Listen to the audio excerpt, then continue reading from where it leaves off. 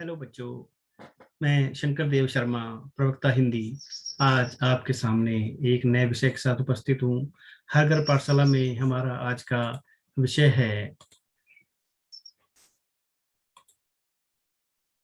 इकाई प्रेक्षण। इकाई प्रेक्षण में कक्षा 11 हिंदी के अंतराभाग 1 में जो पाठ हमने प्राचीन काव्य कबीरदास सूरदास के बारे में हमने अध्ययन किया, उसके बारे में थोड़ा सा एक पुनर्निरीक्षण के रूप में जो है चर्चा करेंगे। और उसके बाद आपका इसी पर आधारित जो है एक मूल्यांकन जो आपको है एक पत्र मिलेगा, और उस पत्र पे आप जो है उसको भरेंगे और अपना मूल्यांकन जो है बच्चों करेंगे। तो इसमें थोड़ा सा हम इसका संक्षिप्त रूप में जो है इसका देख लेते हैं इस विषय के बारे में। सबसे पहले हम कबीर जी के बारे में, महात्मा कबीर, उनके बारे में देखते हैं, उनके पद के बारे में जानेंगे, जो कि हमने पहले भी इसका अध्ययन किया है। तो कबीर जी का जन्म सन 1398 ईस्वी के लगभग हुआ। जन्मभूमि लहरतारा ताल जो है वो उत्तर प्रदेश काशी में है। मृत्यु सन 1518 ईस्वी के लगभग हुई। इनका मृत्यु स्थान जो है मगहर उत्तर प्रदेश में माना जाता है। इनके पालक पिता जो है नीमा और नीरू थे। कहते हैं कि लोकलाज के डर से माता ने इन्हें जन्म के समय ही जो इनका त्याग कर दिया था। इनकी शादी भी हुई थी। इनकी जो पत्नी उसका नाम लोई, और इनके 2 पुत्र भी हुए हैं इनसे। कर्म भूमि इनकी काशी बनारस रही है। यहाँ पर साधु संतों के सत्संग में ये रहे और समाज को एक बहुत बड़ा संदेश जो इन्होंने दिया है। कर्म क्षेत्र है इनका जो है, समाज सुधारक कवि के रूप में जाने जाते हैं। और भक्ति भाव से भी निर्गुण भक्ति का जो मार्ग है इन्होंने अपनाया है। आत्मा और परमात्मा के मिलन की बात जो है कही है। इनकी जो मुख्य रचनाएं हैं साखी, शब्द, रमैनी, ये 3 इनकी रचना है, जिनका कुछ भाग जो है वो गुरु ग्रंथ साहब में भी संकलित है। ये विषय के अगर बारे में जाने तो ये सामाजिक सुधारक, सामाजिक के समाज को सुधार करने के लिए इन्होंने जो संदेश दिया है अपने साहित्य में और अपनी कविताओं में, और साथ में भक्ति का मार्ग भी इन्होंने अपनाया। तो ये भक्त कवि भी है, भक्त शिरोमणि कवि रहे हैं।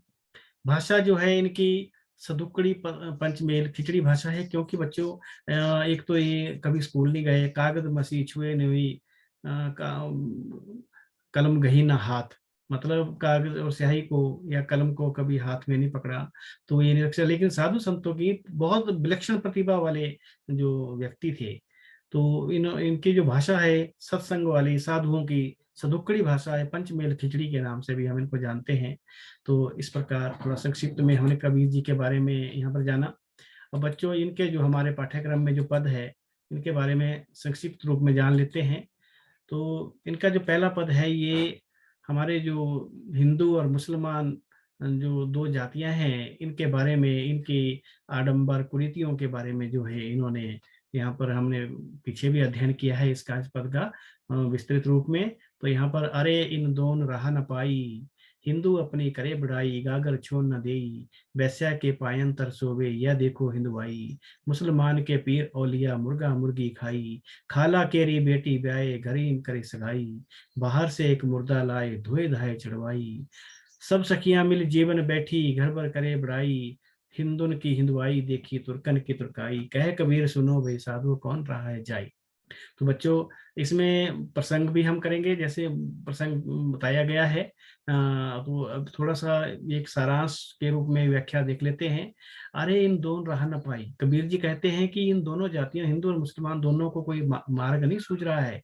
हिंदू अपनी प्रशंसा करते हैं, अपने आप को श्रेष्ठ मानते हैं, लेकिन वो अपनी गागर किसी दूसरे को छूने नहीं देते, वो समझते हैं कि अपवित्र हो जाएगी। वैश्या के पायंतर से, लेकिन स्वयं जाके जो है वो वैश्या के पांव के नीचे सोते हैं। देखो इनका कैसा हिंदुत्व है। मुसलमान के पीर औलिया मुर्गी मुर्गा खाई, मुसलमान के सिद्ध पुरुष जो मौलवी लोग हैं वो मांस मच्छी खाते हैं, मांस खाते हैं। अपनी खाला केरी बेटी ब्याह, अपनी मौसी की बेटी से शादी कर लेते हैं, घर में ही सगाई कर लेते हैं, बाहर से एक मुर्दा लाए धोए धाए चढ़वाई, और बाहर से मरा हुआ जीव लाकर उसको चूल्हे पर चढ़ाते हैं, धो धो धा कर जो चूल्हे पर चढ़ाते हैं। और फिर जब पकने पर जो है सब सखियां, सब घर की जो महिलाएं हैं, वो एक पंक्ति में बैठकर वो उसका भक्षण करती है, उसे खाती है और भूरी भूरी प्रशंसा करती है। हिंदुओं की हिंदुआई देखी, तुर्कन की तुर्काई। कबीर जी कहते हैं कि मैंने हिंदुओं का हिंदुत्व भी देख लिया और मुसलमानों की मुसलमानियत भी देख ली। कहे कबीर सुनो भाई साधु, कोई ऐसा सज्जन, कोई ऐसा साधु पुरुष जो है, इनको कोई सही रास्ता दिखाओ, ये किस मार्ग पे चल रहे हैं। तो इस प्रकार कबीर जी ने जो है मतलब इनमें दोनों जातियों में, इनके धर्म में जो फैली हुई कुरीतियां हैं, आडंबर है, वो पाखंड है, इनके ऊपर जो है व्यंग्यात्मक प्रहार जो यहाँ पर किया है बच्चों। तो यहाँ पर इसमें विशेष भी इसका, इसमें कुछ अलंकार भी है। जैसे ये देखेंगे हम यहाँ पे कुछ मुर्गी मुर्गा, और इसमें दूसरा है जैसे धोए धाए, तो इसमें अनुप्रास अलंकार भी है। और विशेष में हम लिखेंगे सदुकड़ी भाषा है, गीतात्मकता है। और कबीर जी ने जो है मुसलमान और हिंदुओं की धार्मिक कुरीतियों, पाखंडों और आडंबरों पर जो है वो व्यंग्यात्मक प्रहार जो किया है, ये भी हम इसमें विशेष में लिख सकते हैं बच्चों।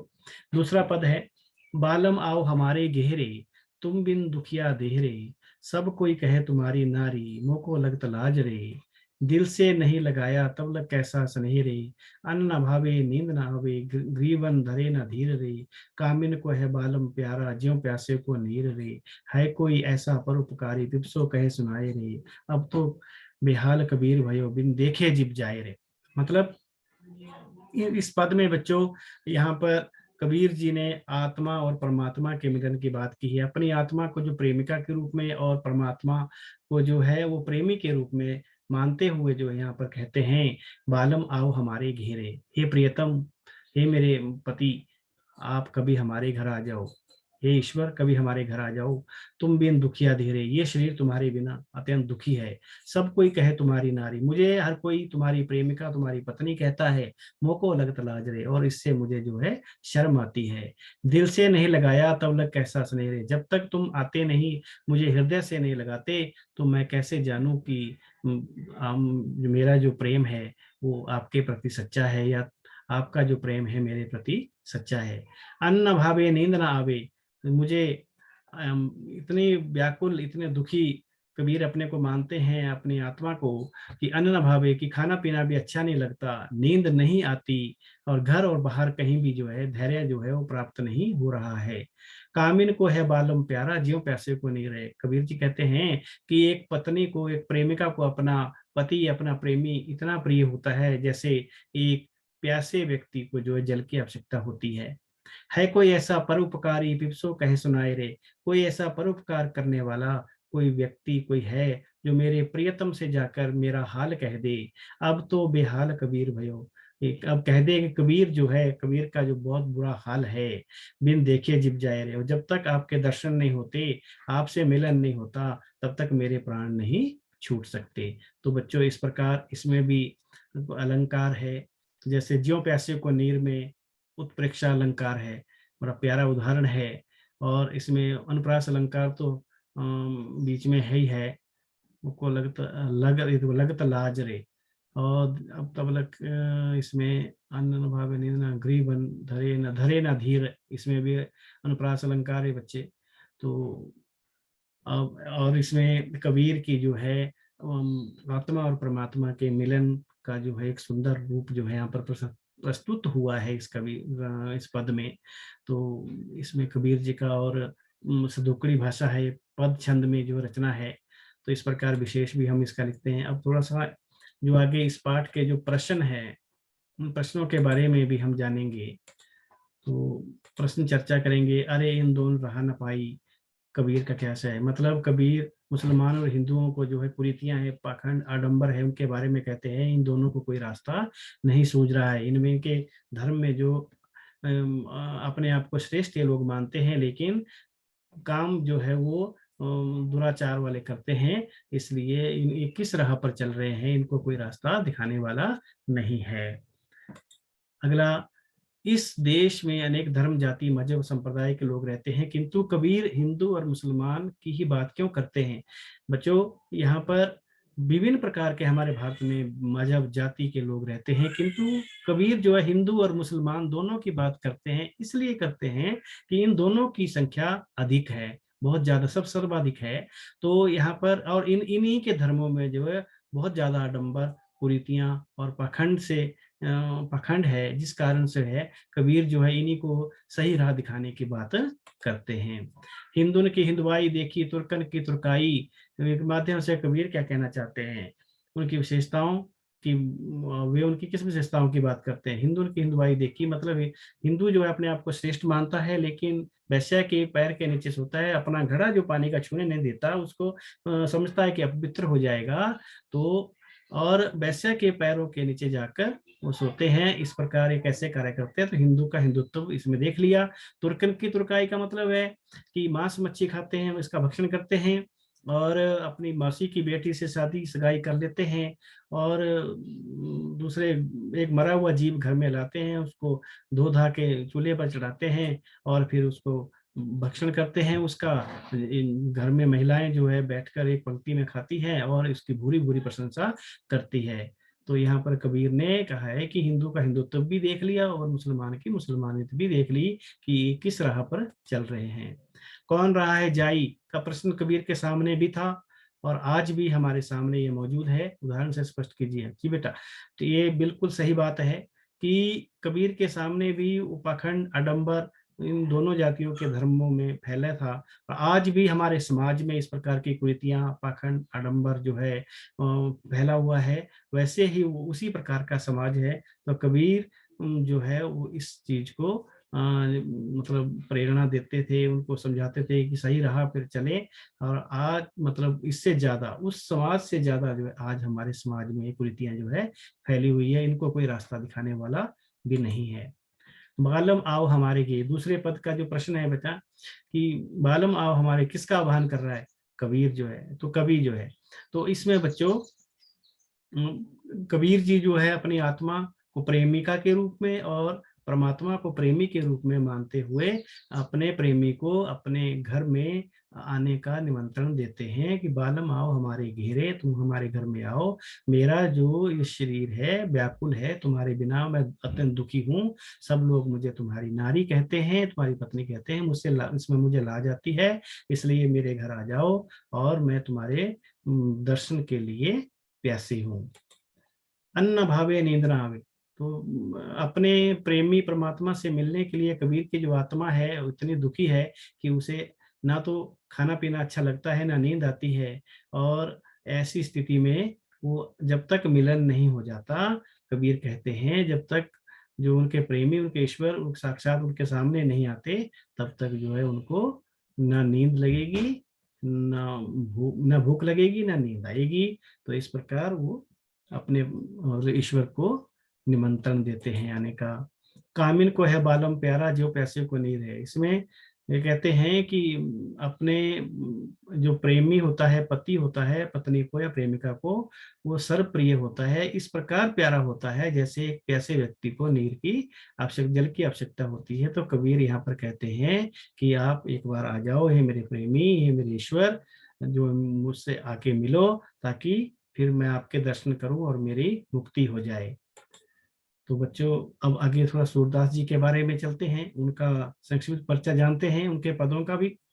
तो सूरदास जी, महाकवि सूरदास जी का जन्म सन 1478 ईस्वी में माना जाता है। जन्म भूमि इनकी रुणकता आगरा उत्तर प्रदेश में है। मृत्यु सन 1583 ईस्वी में, और मृत्यु का स्थान पारसौली उत्तर प्रदेश। अभिभावक इनके पिता का जो नाम था रामदास था। कर्म भूमि इनकी ब्रज है, मथुरा, आगरा, यहाँ पर ये विचरण करते थे, घूमते थे और कृष्ण की लीलाओं का गान किया करते थे। कर्म क्षेत्र इनका सगुण भक्ति काव्य है। ये सगुण भक्ति यानी कृष्ण को साक्षात मानकर जो है उनकी आराधना, पूजा, भक्ति करते हैं। इनकी मुख्य रचनाएं हैं सूर सागर, सूर सारावली और साहित्य लहरी। तो सूर सागर इनकी जो है वो प्रमुख रचना है। विषय इनका भक्ति भाव का है। कृष्ण की भक्ति में लीन रहने वाले अष्टछाप कवियों में सर्वश्रेष्ठ कवि माने जाते हैं। भाषा इनकी ब्रज भाषा, साहित्यिक परिनिष्ठित जो भाषा, ब्रज भाषा का इन्होंने अपने पदों में जो है उसका प्रयोग किया है। वो ये महाकवि के रूप में अलंकृत हैं। सूरदास जी का वात्सल्य रस के सम्राट माने जाते हैं। उन्हें शांत एवं श्रृंगार रस का भी मर्मस्पर्शी वर्णन किया है उन्होंने। तो इस प्रकार ये संक्षिप्त परिचय। अब इनका पदों का थोड़ा सा देख लेते हैं आगे। तो बच्चों, सूरदास जी के पद है, पहला पद, ये कृष्ण और उनके सुदामा जो उनके सखा हैं, वो खेल खेल रहे हैं। खेल में जो है कृष्ण हार जाते हैं और सुदामा जीत जाते हैं, लेकिन कृष्ण जो अपनी हार स्वीकार नहीं करते और उनको उनकी पारी नहीं देते। तो इसमें ये पद जो है सुदामा जी कहते हैं, खेलन में कोका को सही, क्योंकि कृष्ण जो है उनके ऊपर रोब भी जमाते हैं, अधिकार भी अपना जमाना चाहते हैं। तो सुदामा कहते हैं, खेलत में कोका को गुसैया, कि खेल खेल में कोई किसी का दास या स्वामी नहीं होता। हरिहारे जीते श्रीदामा, हरि हार जाते हैं, कृष्ण हार जाते हैं, सुदामा जो है जीत जाते हैं। और बरबस ही कतकर्त्र सैया, और जबरदस्ती जो है क्रोध करते हैं, जाति पाति हमसे बड़ नहीं। तो सुदामा जी कहते हैं, तुम्हारी जाति हमसे बड़ी नहीं है, तुम श्रेष्ठ नहीं हो, तुम भी ग्वाले हम भी ग्वाले, ना ही बस तो तुम्हारी छैया, और हम तुम्हारी शरण में भी नहीं रहते। अधिकार जनाबते जाते जाते, जब देखो तुम हमारे ऊपर अपना अधिकार जताते रहते हो, इसलिए अधिक तुम्हारी गैया, क्योंकि तुम्हारे पास अधिक गायें हैं। रूठी करे तासों को खेले, और इस प्रकार सारे जो सखा सुदामा सब रूठ जाते हैं और खेल बंद हो, तासों को खेले, खेल बंद हो जाता है। बैठी जहां तहां गवैया, और सब लोग जो है ग्वाले जो है इधर उधर सखा जो कृष्ण के सब बैठ जाते हैं, रूठ जाते हैं। सूरदास प्रभु खेलो चाहत। अब सूरदास जी कहते हैं कि कृष्ण भगवान खेल तो खेलना चाहते हैं, लेकिन अब सारा काम बिगड़ गया है, तो उसको सुधारने के लिए जो है वो नंद बाबा की दुहाई देते हैं और सुदामा को जो है पारी दे देते हैं, और दोबारा से इनका खेल शुरू हो जाता है बच्चों। को में, कतकर्त कतकर्त में, और इसमें जो है दाऊदियों में अनुप्रास अलंकार की छटा है, और पद छंद में रचना है। और सूरदास जी ने इन पंक्तियों में कृष्ण की बाल लीलाओं का, साथ में उनके सखाओं का, छोटे बच्चों का खेल खेल में रूठना, मनाना और गुस्से होना, फिर दोबारा से मान जाना, जो है इसका वर्णन जो सूक्ष्म मनोवैज्ञानिक जो है वर्णन यहाँ पर प्रस्तुत किया है।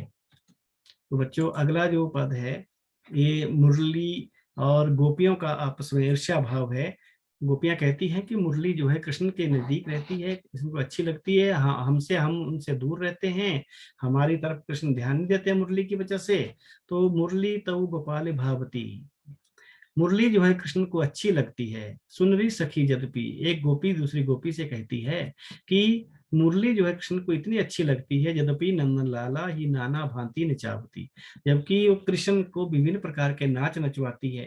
राखती एक पांव ठाड़ो करी, वह कृष्ण को एक पांव पर खड़ा रखती है। अति अधिकार जनावती, और उस पर जो है पूरा अधिकार जताती है, अपना अपना अधिकार रखती है। कोमल तन आज्ञा करवावती, कृष्ण का जो शरीर है अत्यंत कोमल है, फिर भी वो कृष्ण से उस कोमल शरीर से अपनी आज्ञा मनवाती है। कटी टेढ़ी हव्यावती, और मुरली बजाते समय जो कृष्ण की जो कमर है वो भी टेढ़ी हो जाती है। अति अधीन सुजान कनौड़े, कृष्ण जो है अति चतुर है, फिर भी ऐसा लगता है कनौड़े, मतलब वो कृपा के नीचे, मुरली की कृपा के अधीन है, वो दबे हुए हैं।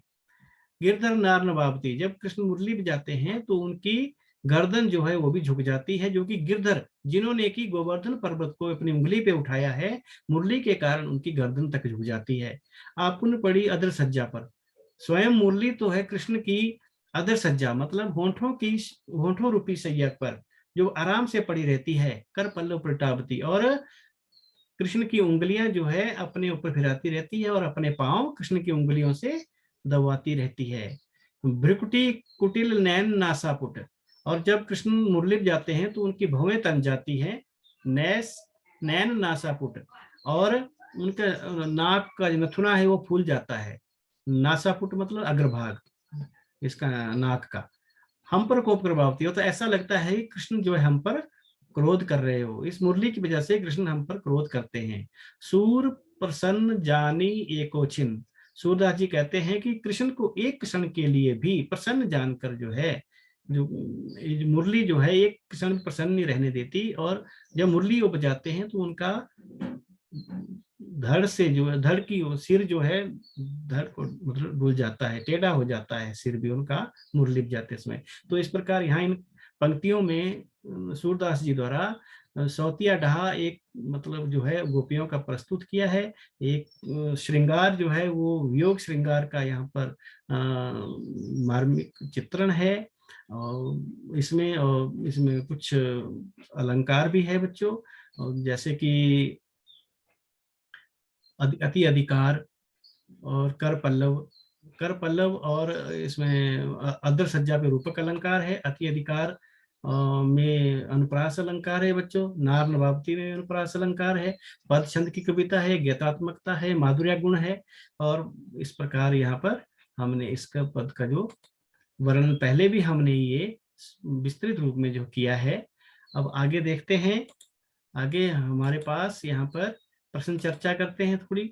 खेलत में को काको गुसैया पद में कृष्ण सुदामा के बीच तकरार क्यों होती है, किस प्रकार हुई। तो खेल में जब खेल खेल रहे होते हैं तो कृष्ण जो है वो खेल हार जाते हैं, सुदामा जीत जाते हैं, लेकिन कृष्ण अपनी हार स्वीकार नहीं करते और वो बरबस ही मतलब उन पर क्रोध करते हैं, गुस्से होते हैं, उनको पारी नहीं देते। इस प्रकार जो है वो खेल बीच में ही रुक जाता है। खेल में रूठने वाले साथी के साथ सब खेलना क्यों नहीं चाहते। खेल में रूठने वाले साथी के साथ सब इसलिए खेलना नहीं चाहते क्योंकि खेल में जो है रंग में भंग पड़ जाता है और खेल जो है वो रुक जाता है, जो किसी को पसंद नहीं होता। इसलिए जो रूठने वाला साथी होता है उसके साथ खेल खेलना नहीं चाहते। जैसे कृष्ण जो है हार जाते हैं और फिर वो रूठते हैं, खींच अपनी जताते हैं, उन पर रोज मारते हैं, इसलिए वो साथी जो सब रूठ जाते हैं, वो खेल नहीं खेलना चाहते ऐसे व्यक्ति के साथ। खेल में कृष्ण के रूठने पर उनके साथियों ने क्या क्या तर्क दिए डांटते हुए। वो कहते हैं कि खेल में कोई स्वामी कोई दास नहीं होता और तुम हमारे पर अधिकार जताते हो, तुम हमसे बड़े नहीं हो जाति पाति में, और वैसे भी तुम भी ग्वाले हम भी ग्वाले, और इसलिए तुम अधिकार जताते हो कि तुम्हारे पास अधिक गाय हैं, इस अपना अधिकार जताते हो। और दूसरे उनको फिर वो कहते हैं रूठ जाते हैं सारे और इधर उधर जाके बैठ जाते हैं और खेल जो है बंद हो जाता है। कृष्ण ने नंद बाबा की दुहाई देखकर दाव क्यों दिया। अब जब कृष्ण जो है सारे सखा रूठ जाते हैं तो खेल बंद हो जाता है, तो उनका खेलने की इच्छा है लेकिन अब कैसे खेल शुरू हो, इसलिए वो नंद बाबा की दुहाई देते हैं, सौंफ खाते हैं कि और उस सुदामा को जो है वो अपनी पारी दे देते हैं, इसलिए दोबारा से उनका खेल शुरू हो जाता है। बच्चों ये सारे प्रश्न भी, ये व्याख्या भी हमने पीछे वीडियोस में विस्तृत रूप में की है। तो यहाँ पर थोड़ा सा इसका संक्षिप्त रूप में जो है इनका परिचय था जो हमने आज किया। और अब आपको एक प्रश्न पत्र मिलेगा जो ऑनलाइन होगा, और ऑनलाइन प्रश्न पत्र आपको वो कार्यपत्रक में होगा। कार्यपत्रक को खोलकर आपने पहले इस वीडियो को ध्यान से देखना है, इससे आप रिफ्रेश हो जाएंगे, तरोताजा हो जाएंगे। उसके बाद उस जो प्रश्न पत्र होगा उसको आपने ऑनलाइन जो है वो भरना है और भरकर जो है बच्चों सबमिट करना है। और इसी के साथ ही हमारा आज का जो विषय है ये संपन्न होता है। अब अगले विषय में फिर दोबारा उपस्थित होंगे एक नए मतलब विषय को लेकर। तो इसी के साथ बच्चों धन्यवाद।